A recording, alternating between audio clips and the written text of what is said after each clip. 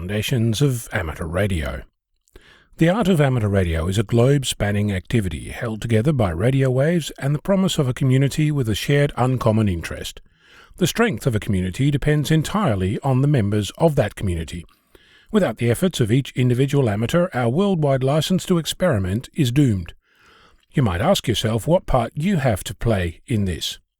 Consider what would happen if a group of amateurs decided to transmit on an unlicensed frequency, or purposefully interfered with other legal users.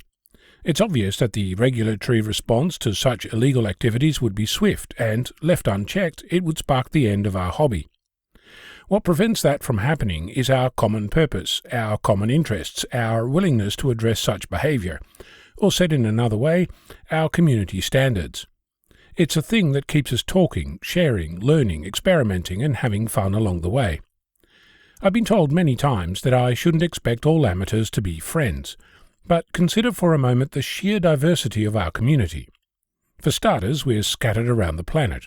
We have different cultural and political sensibilities. We have different religions and expectations. We don't even speak the same language, even if you forget that the Japanese station you just had a QSO with was using phonetics not even close to their native language. Those differences are mostly attributes of geography, but they don't end there. We have differences in our households and family structures, our work life and finances, our playtime and our interests. We also differ in age, skin color, gender, and even our sexuality, orientation, and gender identity. Even among all those differences, we are still radio amateurs together, with our personal preferences for ICOM, Yaesu, Kenwood, or some other brand, our desire to use QRP or kilowatts, our need to use a Morse key, our voice, or a computer. We choose to use a repeater, or not, choose HF, or not, like to chat, or not, build antennas, or not. So it's with all those differences in mind that I'm distressed to report that yet another amateur has been bullied out of our community. An amateur who joyfully participated in this community, who made videos, wrote software, learnt and shared. Like others I know, she was bullied in our community because she was different. And it's not the first time I've witnessed this behaviour, and it's not the first time I've called out this unacceptable conduct by so-called members of our community.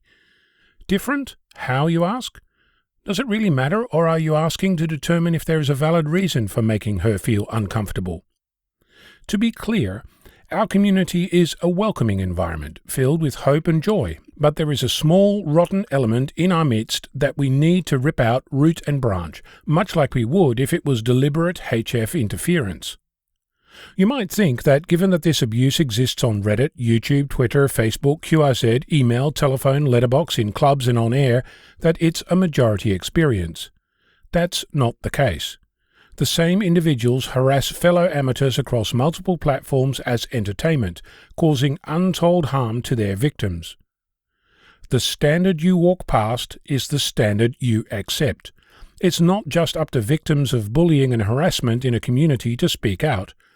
As members of our community, we, amateurs, have a responsibility to speak out also. Anyone who doesn't is part of the problem. Our community is so diverse as to never be one single thing. A bully is a bully, no matter which words are used to sugarcoat it. I'd like to invite you to consider any bullying you accepted in silence, either personally, as a witness, directly or indirectly. This community is strong, it's resilient, it's resourceful, it's you and I. It's our duty to stand tall and speak out loud and proud about any victimization. Even if you've never considered that this is happening in your community, look around and notice people leaving the hobby unexpectedly and examine why that might be the case. You might ask what it is that you can do to help. For starters, calling it out at every occurrence is part of communicating to the victim that they're not alone. It tells the community that they are part of the solution. It tells the bully that what they're doing is unacceptable. I host a weekly net where we talk about amateur radio and discuss issues like this as and when they occur. We've done so in the past and will continue to offer a safe space for members of this community. I have and continue to offer my email address, cq@vk6flab.com, for anyone who is struggling with this to discuss any bullying that they are dealing with. I have experienced some of what this amateur has gone through at the hands of this community, and I will not stand for it any longer, and neither should you. Keeping quiet and changing frequency is not the solution, as time after time experience has proven. Calling out a bully and any bullying behaviour is calling out a vicious, minuscule minority with a peanut brain who needs to be read the Riot Act. They are not welcome in this community. They are few and far between, and we really don't need or want them in our midst. In my opinion, the community must take ownership of this problem and address it directly, rather than sit on the fence and leave a victim wondering why they're on their own. If you are a victim of bullying in this community, I stand with you, and if you're a bully, I'll do everything I can to call you out. I'm Ono, Victor Kilo 6, Foxtrot Lima, Alpha Bravo.